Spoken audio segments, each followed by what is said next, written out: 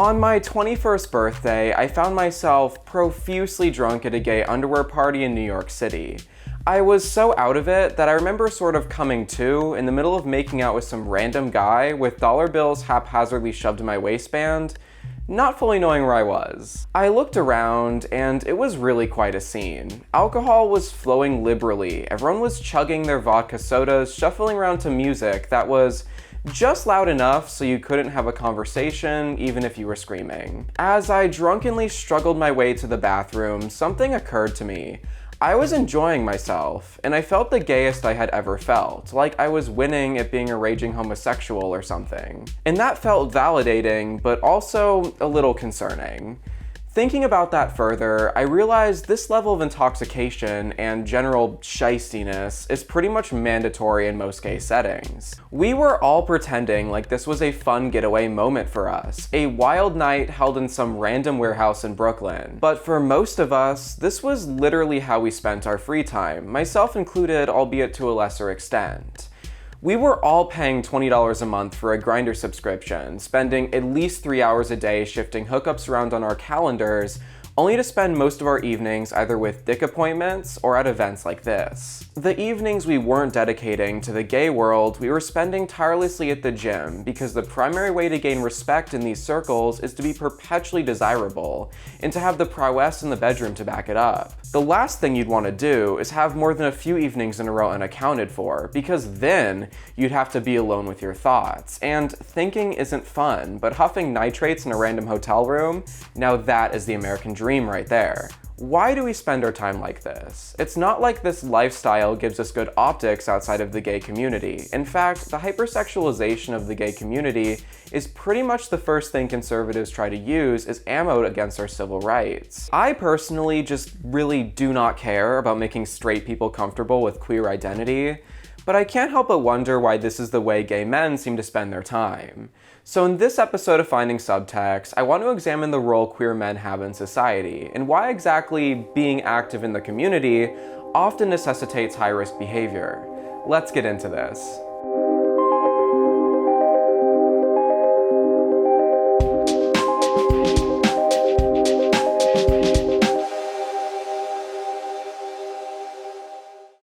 In many ways, the experience of being a minority in America is heavily informed through the history of that given minority group. Shocking, I know. You can't really talk about the problems the Black community faces without diving into redlining, segregation, colonization, and more. While our history looks far different from that of racial minorities, our history of being classified as a mental illness or a felony charge is pretty central to our current struggles. So let's take a step back and look at how the gay community as we know it today kind of came to be. In 1952, the DSM-1 was released, and it was quite a big deal. Up until this point, there hadn't been an official list for mental disorders, or a working concept of mental health complex enough to support this. Our first attempts to categorize mental health were really primitive, and were mainly there as an accessory for other existing lists or indexes. The first time we ever recognized mental disorders was beginning in the 1840 census, where someone could be categorized as insane, and that's it. You get one flavor of mental illness. My rainbow of issues would be an absolute shock to the average Victorian, apparently. Behaviors that would later become a mental illness, instead, were considered criminal offenses.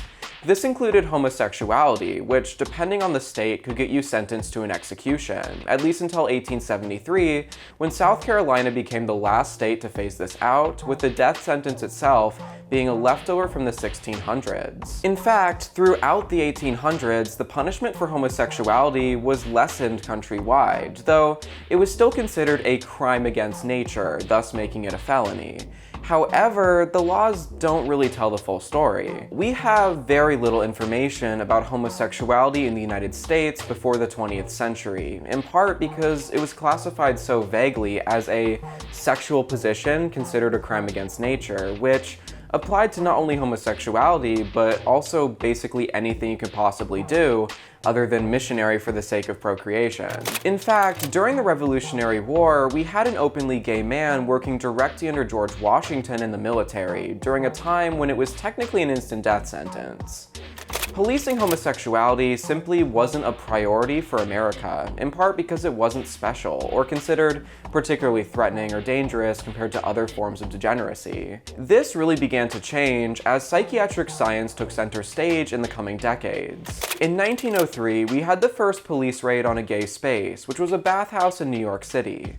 26 men were arrested, and 7 ended up serving up to 20 years on sodomy charges. Fast forward 49 years, and homosexuality makes its first appearance as an official mental disorder. The DSM is the Bible of the psychiatric community. This book still serves as the core of psychiatric science to this day, though thankfully it's had hundreds, if not thousands, of changes over the years. But in the 1950s, when America had more mental institutions than we have McDonald's or Starbucks today, what was and was not in the DSM became incredibly important. On page 39 of the DSM-1, they classified heterosexuality as a normal baseline and homosexuality as a pathologic deviation, similar to that of sexual mutilation or being transgender.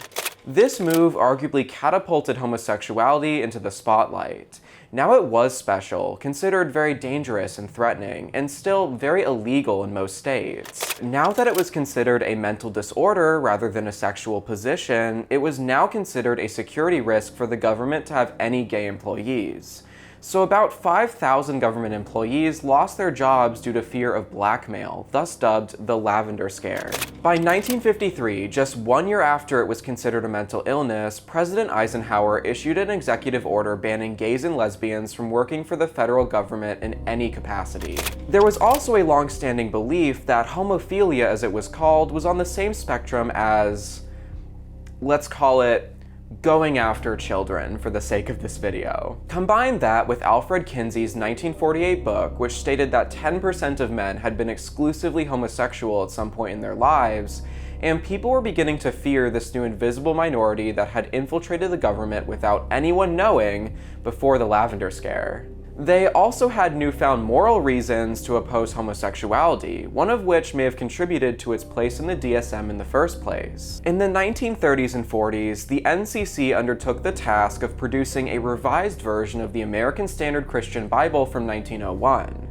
Considering the Christian Bible is an amalgamation of dozens of layers of translation, any level-headed Christian understands that there are some great liberties taken when it comes to word choice and meaning. While no existing Bible up until this point had a single mention of homosexuality, this newfangled mental illness was becoming more well known to the public in the years leading up to the DSM-1, with homosexuality being a new special interest by psychiatrists and the Bible being touted as a source of health and wellness.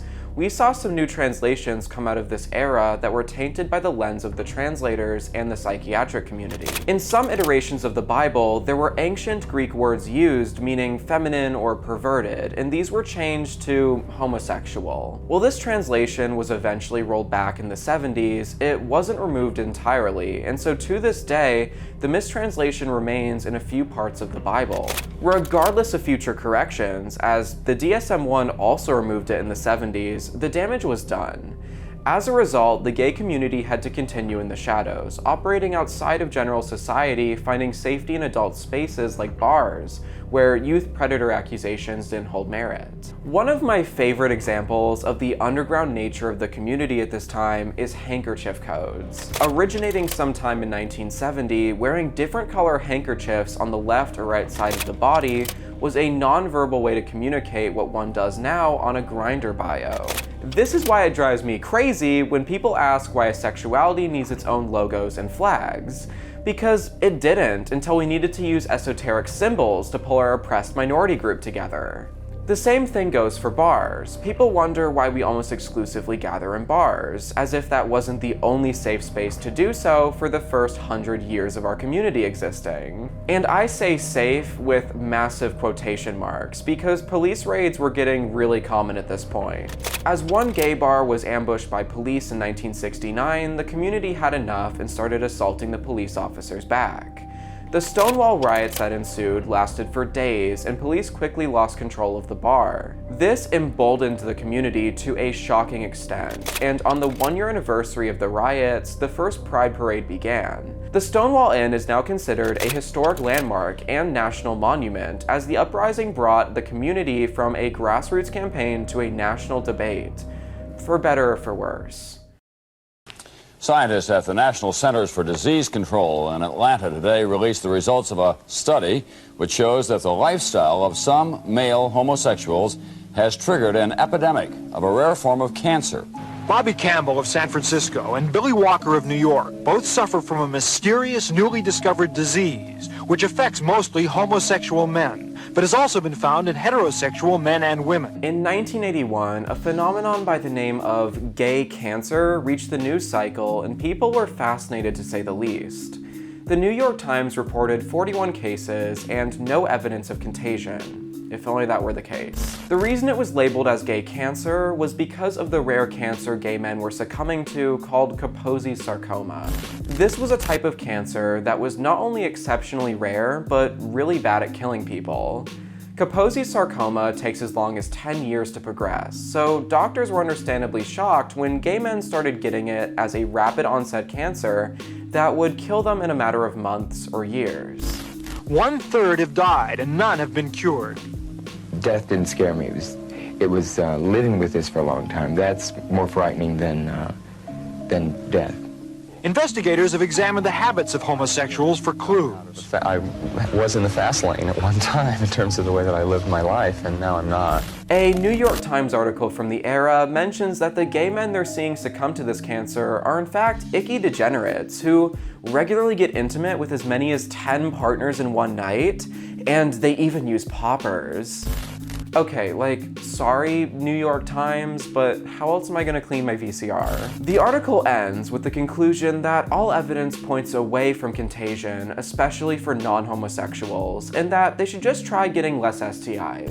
By the summer of 1982, the total cases had multiplied tenfold, and the narrative was beginning to change. Despite there being evidence that not all cases were from gay intimacy, with many cases popping up among intravenous substance users, they really ran with the gay thing. A mystery disease known as the gay plague has become an epidemic unprecedented in the history of American medicine. Topping the list of likely victims are male homosexuals who have many partners and drug users who inject themselves with needles. With it now considered contagious, the New York Times released a new article titled, "New Homosexual Disorder Worries Health Officials." Dear God, okay, yep, we're going there. In the coming months, as we find out this is in fact an immune deficiency rather than a magic transmissible cancer for degenerates, gay cancer was renamed to GRID, Gay-Related Immune Deficiency. If you've been present, at all this year in the United States, you can actually see history kind of repeating itself this year. So what happens next probably shouldn't surprise you. By October of 1982, AIDS had been defined by the CDC, and the Reagan administration acknowledged it for the first time, though saying they acknowledged it is honestly stretching the truth a lot. Rather than do literally anything else or something remotely productive, when asked about GRID by journalist Lester Kinsolvig, Reagan's press secretary responded with this.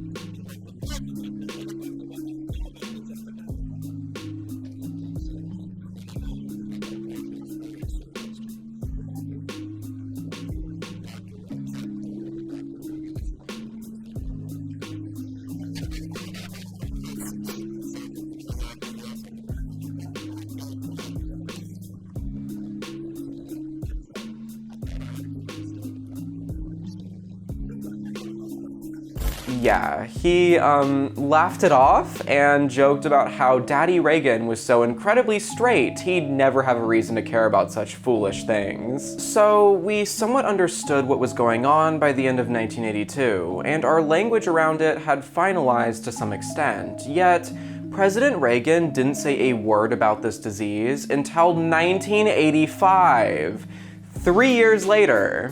Reagan didn't actually do a single thing or make a single request regarding AIDS until 1986. Several 100,000 people would go on to die of AIDS, with Reagan stalling for years before taking action. The association with gay men would go on to take decades to fade, and even though AIDS is arguably no longer associated with queerness outside of far-right circles, that's not to say the effects of this plague aren't far-reaching and incredibly foundational to the gay community as it is today. First off, the gay community as we know it today basically formed as a response to Stonewall in the early 1970s, so we didn't get much time before the whole situation to establish a sense of culture, values, and goals. So already on a weak foundation, the AIDS crisis basically became our foundation as a community. In the 1980s, your options were to stay in the closet or be socially ostracized from straight society, left in a corner to watch your friends slowly die one by one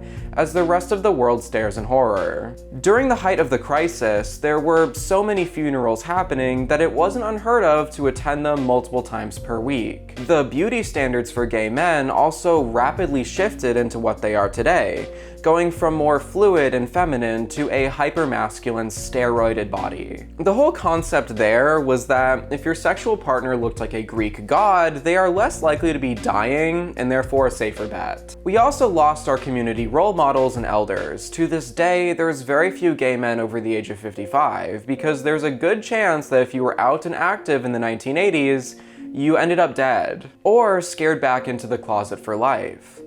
Misery very much defined gay life during this time, which helps explains the allure of hypersexuality, even in the midst of a deadly crisis. If your two options are to be miserable and closeted, or watching your friends die, you're going to numb that out as much as you possibly can. And if bars are the only place you can legally be gay in the presence of other gay men without triggering sodomy charges, you're going to live in that bar, which will feed both addiction and hypersexual tendencies that much more. This is the gay community millions of queer youth enter as they come of age, and it's not a particularly healthy one. That wouldn't be as much of a problem if the young adults entering our community didn't bring as much baggage in the first place. While the AIDS crisis would become the foundation for our community, a lot has changed since the 1980s. I mean, this year, Postmates released a bottom-friendly menu for Pride Month. If Marsha P. Johnson jumped in a time machine to 2022, she'd probably have a stroke. It's a commercial explaining the negative ramifications of a bad diet while two dudes do it. That's there what it's you go. about. That's pretty much it. Yeah. And it's like, here's what you need to eat and here's why you need to eat it. And I'm like, wow, I never thought I'd see that. Well, as a gay man here, can I share my thoughts? I find this offensive. While I've gone over the politics facing our community in a previous video, in this video, I want to focus on what it's like to grow up gay for a bit, as I feel like that's not something people talk enough about. When people think about the difficulties young gay men face, I think it's often in a Taylor Swift music video kind of way.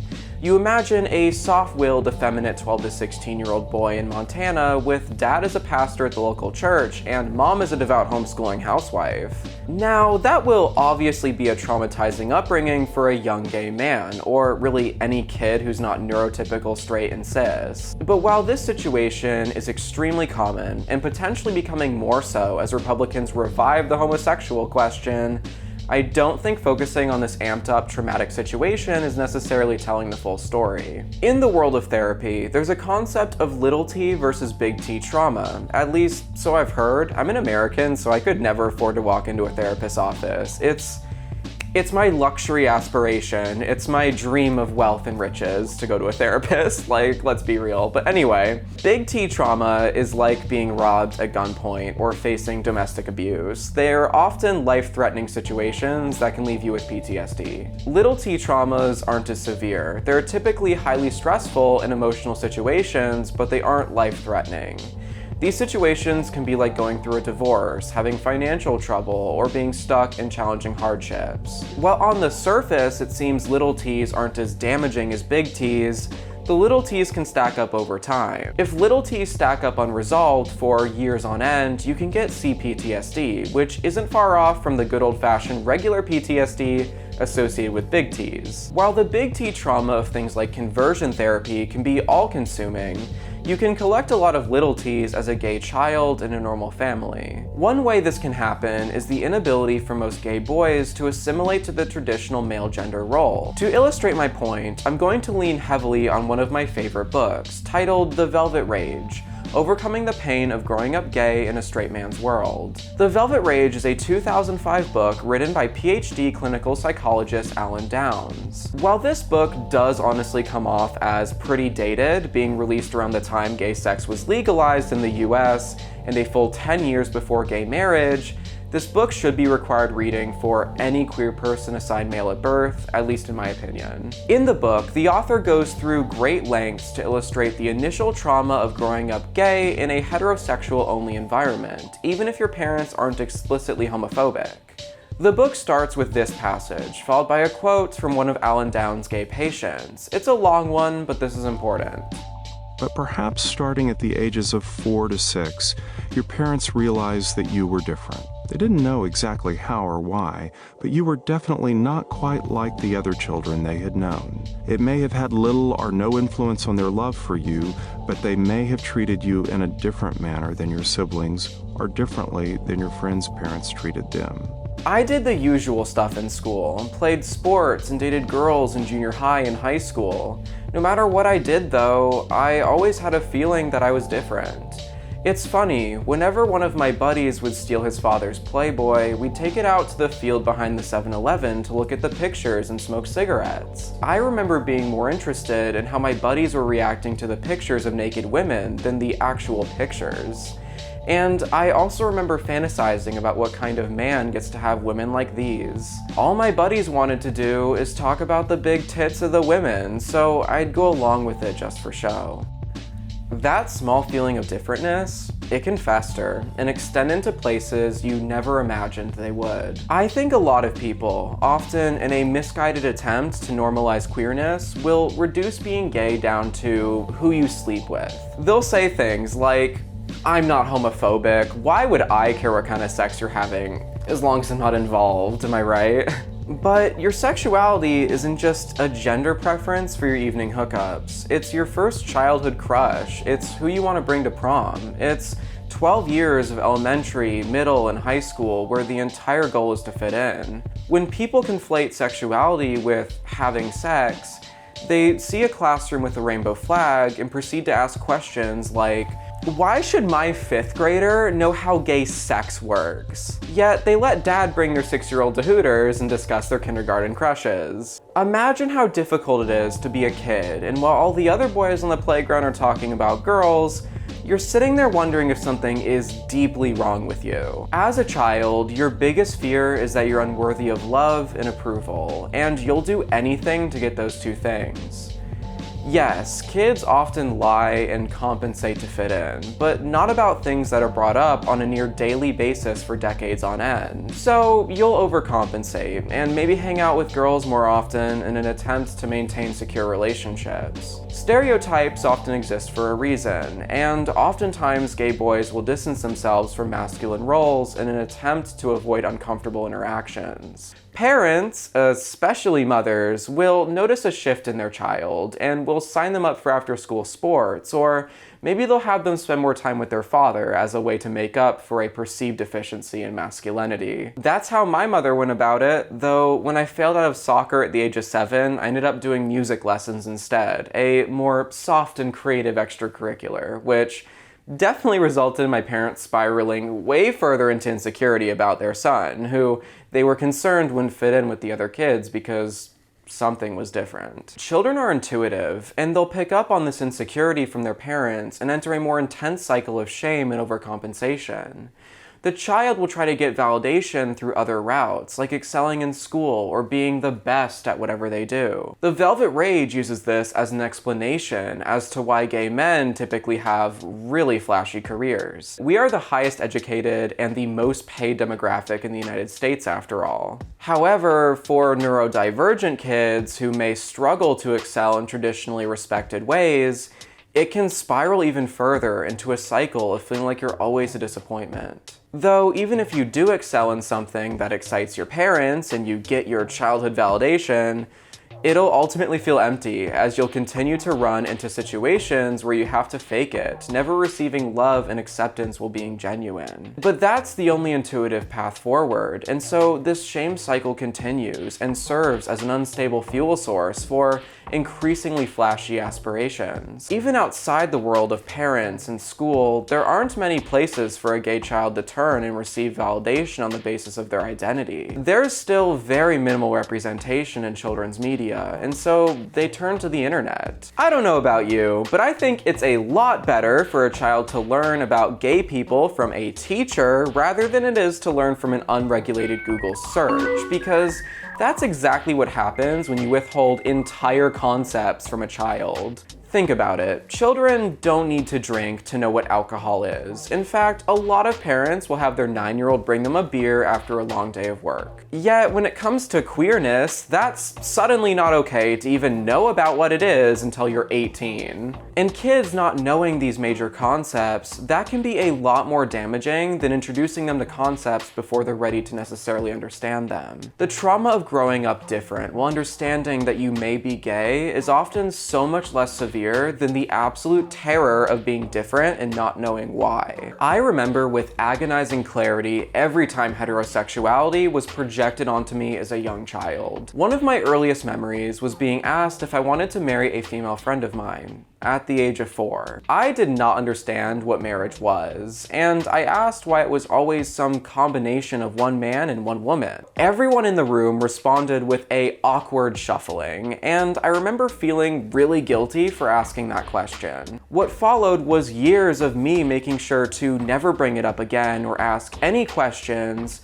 and compensate as heavily as I could, which resulted in years of misguided intervention, whether it was after-school sports, father and son time, or even trying to make me take voice lessons to get rid of my weird accent, which is denial language for my gay accent. Hey, I mean, it's a lot less pronounced than when I was younger. As a gay child enters adolescence, unless they're in an exceedingly progressive environment, all of these issues are going to amplify. Now, not only are your feelings confusing, but you're being blasted with hormones and a corresponding sex drive with absolutely no tools to handle it. While straight kids are universally encouraged to figure themselves out, find their type, and discuss their feelings with adults and peers, gay teens do not get that luxury. Instead, they learn everything through gay adult content online, which can often be more unrealistic than its straight counterparts. So, through just the internet, and the internet alone, they attempt to learn not only their type, but whether they're a top, bottom, side, and what tribe they are. This information is probably better than nothing, but it builds a framework of unrealistic ideas and expectations that could further contribute to self-hatred,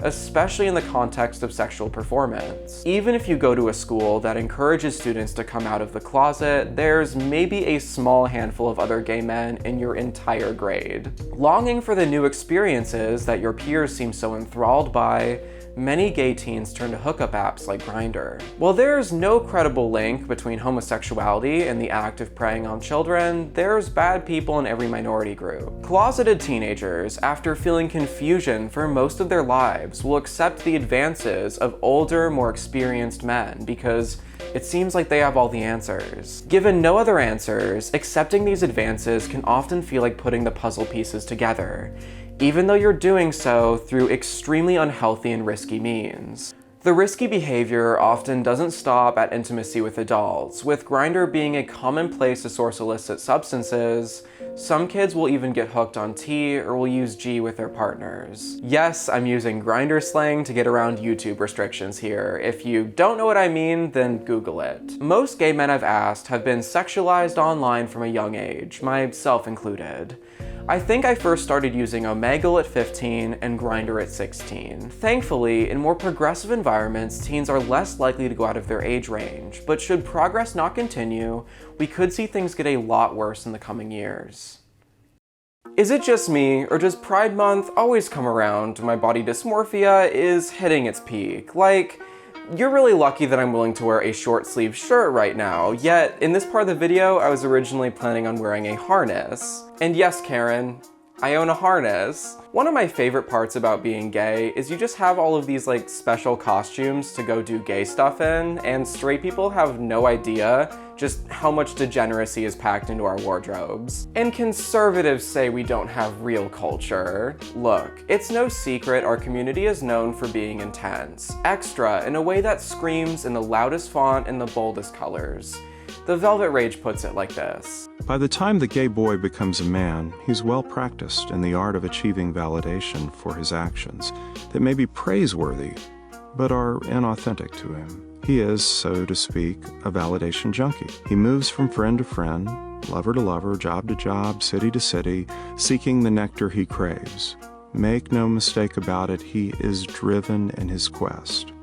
With the deficiency in authentic validation caused from a lack of support regarding their identity, the average young gay man begins finding himself at gay events like this, clutching a bottle of Rush in one hand and a vodka soda in the other. Well, some of us, the good ones according to straight society, are perfectly happy with the traditional validation of starting a family and building a home.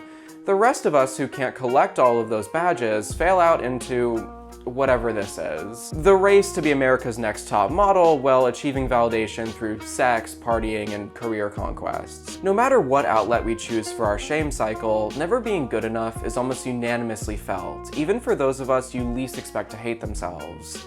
As one of Alan Downs' gay patients said, I met Shane on BigMuscle.com. He was the hottest man I had ever seen.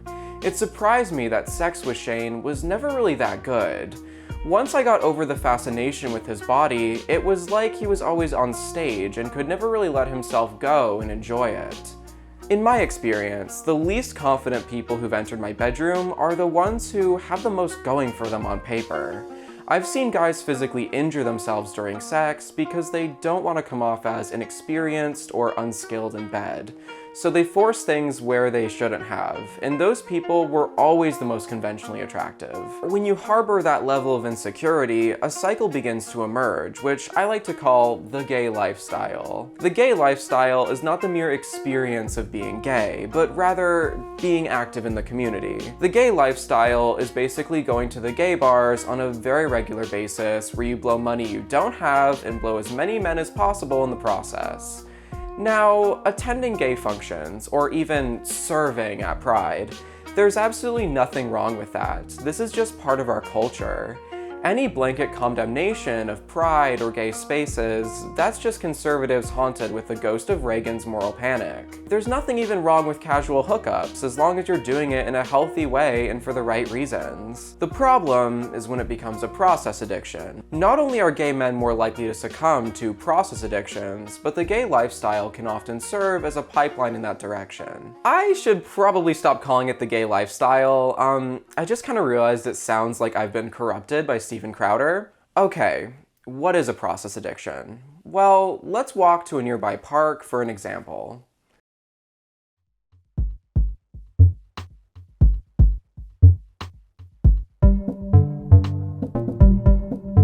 While to the untrained eye, this looks like any normal park, you'll quickly begin to hear and see some things.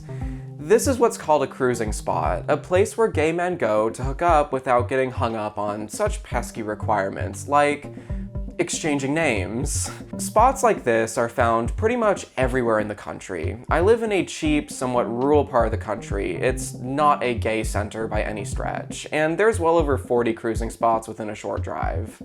If you ever need an example of a process addiction, this is the result of a sexual process addiction. So what is a process addiction? Well, it's marked by using a certain behavior or activity to regulate your own emotions. Let's say you're generally miserable with your life. Can relate. You work a boring job with a micromanaging boss, and you come home to a messy one-bedroom apartment every night. Your life is devoid of excitement or thrill, and over the years that wears on you. So one day on your way to work in the morning, you stop by that one trail spot, the one with the cars parking for 15 to 20 minutes and then leaving. You go to the trail and you put your coin into the mail slot machine. You find yourself visiting again and again until it becomes part of your commute to work, and that thrill of never knowing what you'll get, followed by 15 minutes of mindless euphoria, that becomes the reason you get out of bed in the morning. Another less frequently mentioned example is going to the gym. Now, going to the gym is almost stereotypically a good thing. As society, we apply a lot of connotation to physical fitness. But once again, an otherwise healthy behavior can quickly turn into a process addiction, especially for gay men. What makes something a process addiction is when it becomes a compulsive behavior used to regulate emotional well-being. You're probably in the midst of a process addiction if you find yourself having nearly daily hookups and experience significant discomfort when something interrupts that. Or if you exercise to the point of injury and still go to the gym anyways because you couldn't handle the thought of stopping. Process addictions also typically progress to the point of interfering with daily life, your relationships, or your work. A more modern and socially acceptable version is spending every day refreshing the apps and every night enjoying the fruits of your labor. Regardless, while these behaviors genuinely can elevate someone's mood, the result is temporary, requiring constant repetition. Just as for other things, you begin to develop a tolerance, and you'll need more and more to maintain the illusion of emotional well-being. Wanting to avoid shame, as we have so much already, we normalize these ways of holding it together. One of my favorite examples of the bizarre extent to which we normalize unhealthy behavior is an app called Sniffies. I don't really have a problem with the app itself, but the advertising is really questionable. Sniffies is basically Grindr, but more extreme. Rather than displaying nearby gay men on a grid, you instead look at a map full of users' exact locations. In my area alone, which again is a semi-rural area with barely any gay community, I can find at least 10 listings in my neighborhood at any given time. The closest listing as I'm filming this is about a 3-minute walk away, and it's a man who's tied himself up naked and blindfolded with his door unlocked, wanting people to literally serve themselves. The advertising for this app consists of ridiculously conventionally attractive men posing suggestively with captions that would make most conservatives send a SWAT team. Now, not only is there basically no diversity in their marketing other than supermodels but with different skin tones, making ads about being my kind of commute to work is a bit much. While it's possible to engage in anonymous cruising in a healthy way, making this potentially risky behavior the center of your entire lifestyle to the point where it becomes your commute to work is most likely the sign of a process addiction. But I understand the appeal, because there's basically something in it for everyone. For some people, it's thrilling to pursue the hottest man possible. For others, it's the suspense before the action, or the action itself. And if that doesn't work for you, it's probably still more fun than being alone with your thoughts all evening. And the worst part is, coming to the conclusion that this is even an addiction in the first place is really difficult. If you're someone who's straight but need an outlet, this is just how you vent some steam. And if you're openly gay, this is just subverting yet another societal norm in being a sex-positive person. Regardless of your situation, there's an explanation you can lull yourself into that doesn't involve the word addiction. I also don't think it's a surprise that we all fixate on sexuality when describing our identities. For many gay men, the intense cocktail of shame and repressed lust is the first and only sign they have that they're gay.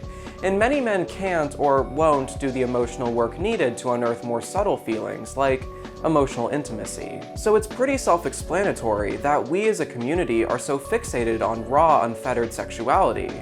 Once again, this wouldn't be such a problem if we went about it in healthy ways. But many of us are far from a healthy relationship with sex, substances, or ourselves. Say all you want about gay men, but we're absolute masters at the art of denial. We learn the art of keeping up appearances so intimately that you'll find this in every fashion and design industry. Covering up ugly truths as if they were never there is almost a second nature to us, to the point where we begin to lie to ourselves and believe it wholeheartedly. While our unique skill set can bring us to the heights of fame and glamour, it can also bring us to the lows of addiction with no way out. We've mastered denial so well that we often don't even realize we're gay until adulthood. Think about it. Of all the gay men you've met, how many of them have lived in what's called a glass closet?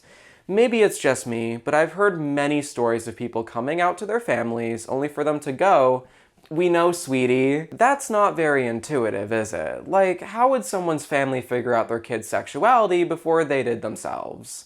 Well, like I said earlier in this video, gay boys often tend to overcompensate for real or perceived rejection by distancing themselves from masculine spaces, and their family often picks up on that. But what stops the child from figuring out their sexuality at the same speed as their family is a thick layer of denial.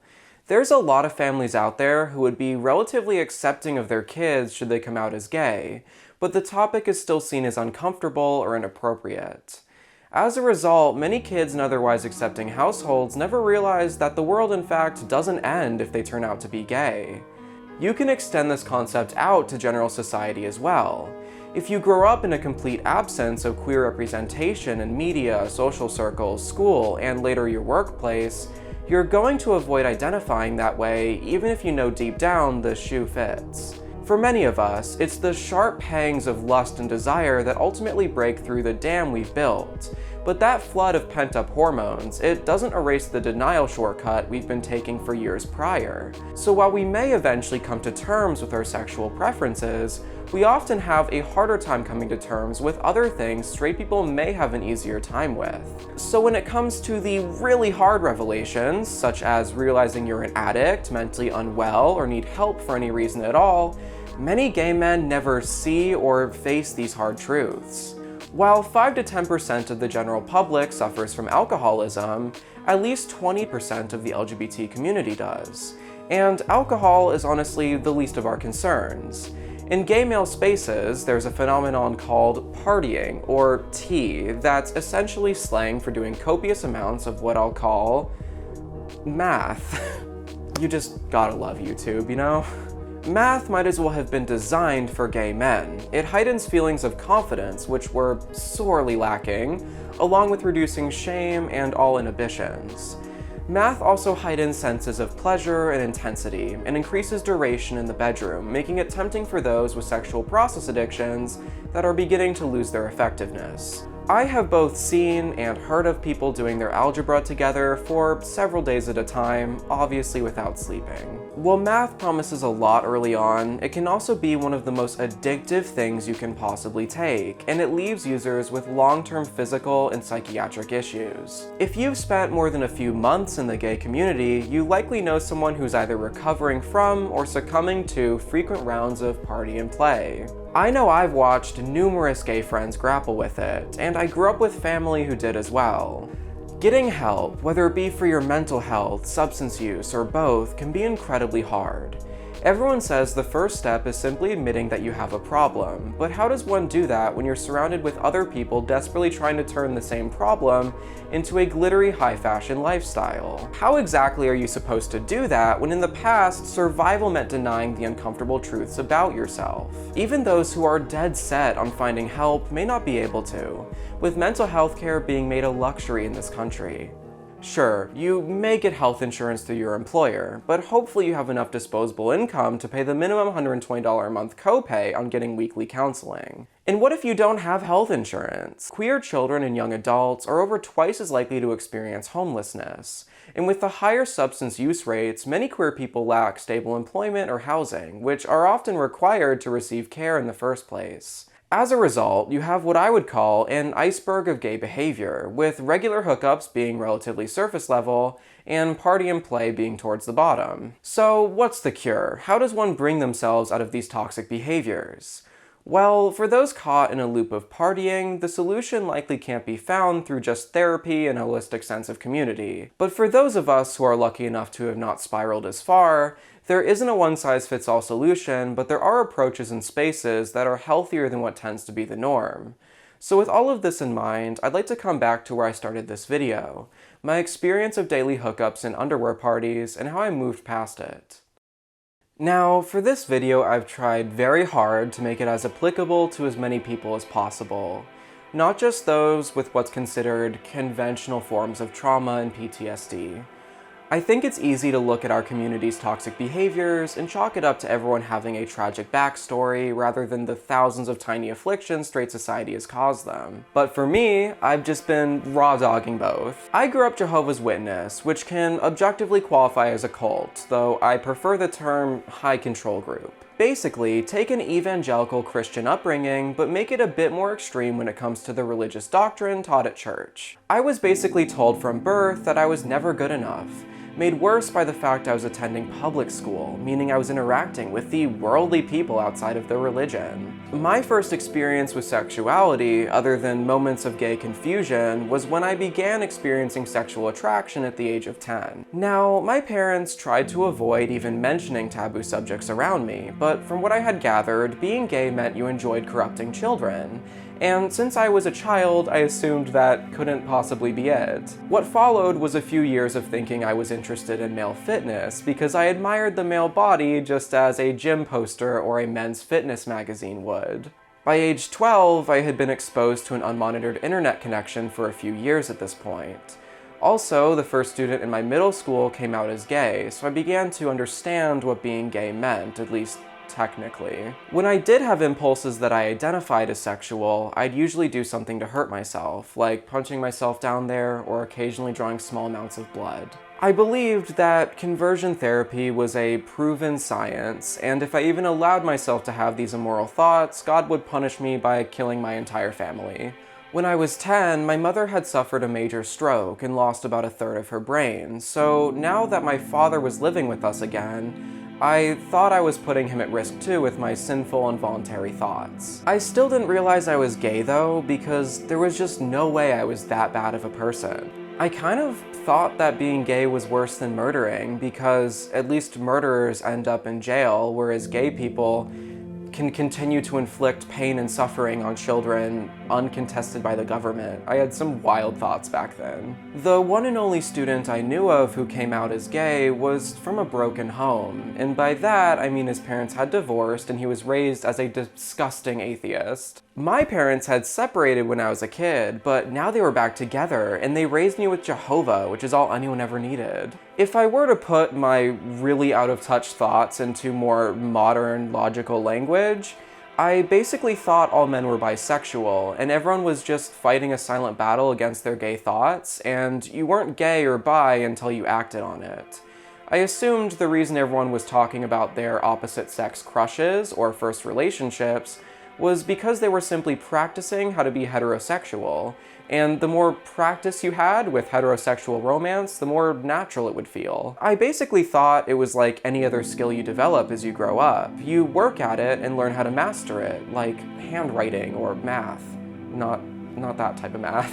By the time I was 13, I did have girls showing interest in me, and so I'd act as straight as I could, which to me meant telling them they have nice tits and that's it. While I would have benefited greatly from an adult stepping in and helping me understand what was happening, I had the next best thing, which is the internet and a perfect storm of circumstances. Because my household was rapidly becoming more dysfunctional as I got older, I wasn't making it to church anymore, nor could I leave the house to be active in that community. Fast forward a few years, and I was 15, binge-watching early 2010s atheist videos on YouTube. These videos helped me break out of my belief in God, but not my internalized belief system of what is and isn't shameful. But one day, someone sent me gay adult content on Skype, and for whatever reason, I told myself I was simply curious, and clicked the links. I had not seen much adult content before, especially not gay content. The main way I saw adult content growing up was trying to download movies on the computer using emules, so I wasn't exactly used to it. A few months later, something in me snapped, and I forced myself to watch it again, this time all the way through, while pushing the shame out of my head as much as I could. And I proceeded to watch it from 6 p.m. to 4 a.m. on a school night. I identified as heteroflexible after that, because even after experiencing attraction for the first time in my life, I thought I might still be mostly straight. Like, I'm still a decent person, right? I later upgraded to bisexual, and then gay after turning 16. I decided to come out to my parents the night I planned to take my own life, but I was interrupted on that second part of my plan because of an intervention later that night, so I never really got the chance to end things, though I honestly came pretty close many times after. Now, when you commit a major sin, you risk being banned from being a Jehovah's Witness entirely. This is called being disfellowshipped. One of the things that can get you disfellowshipped is staying in contact with friends or family who have been disfellowshipped. So my family was supposed to disown me right then and there, but thankfully everyone kept things civil enough for me to move out at 18. While initially I operated on my traditional values or whatever, I quickly became a hoe. I was sleeping around a lot by the time I was 20, and made new friends who were doing the same. I had no idea anything was going wrong until the start of this video, my 21st birthday at an underwear party. As I began visiting gay bars, it was clear how unhealthy of a relationship gay men have with sex, alcohol, and themselves. I didn't change my behavior at first. In fact, I got even sluttier. My mental health was really starting to slip around this time, and I didn't know why. And so I found myself getting incoherently high, having hookups every other day without fail. I don't think I would have stopped if I didn't have a mental breakdown after a while. I found myself bursting into tears for no reason, having random panic attacks, and throwing up for days at a time. I think my rock bottom was getting into a car accident because I was sobbing so hard I couldn't see where I was driving. After that, I completely stopped hooking up or going out, and it's been an uphill battle ever since. As I've said many times, I think you can have frequent casual sex and it be totally fine. But looking back, it's obvious I was only doing it to numb my traumas, and I don't think I'm the only one. Most of the people I hung out with at that time made jokes about keeping every evening booked with dick appointments so they don't have to sit with their thoughts. For some people, sex can provide a soothing numbness for decades on end. But for a lot of other people like me, it only lasted about 1.5 years before the house of cards came crashing down. I think that's the point when some people turn further into alcohol or substances and continue the spiral further. But thankfully, I was privileged enough to stop and go in a different direction. As a result of my experiences, in addition to my introverted nature, I began finding cis-gay spaces really alienating. When my false persona of being perpetually desirable and hypersexual fell, I feel I lost a lot of my footing at gay bars. I also don't enjoy alcohol, I never really did, so that didn't help either. One thing I've found to be majorly beneficial is investing in queer spaces rather than cis-gay only spaces. As I began meeting more queer, polyamorous, and trans people, I developed a more holistic sense of identity and understanding that wasn't the watered down, my identity is who I sleep with version of queerness. That's not to say identifying as gay is inherently shallow or devoid of meaning, nor is bar hopping in a jockstrap inherently a bad thing.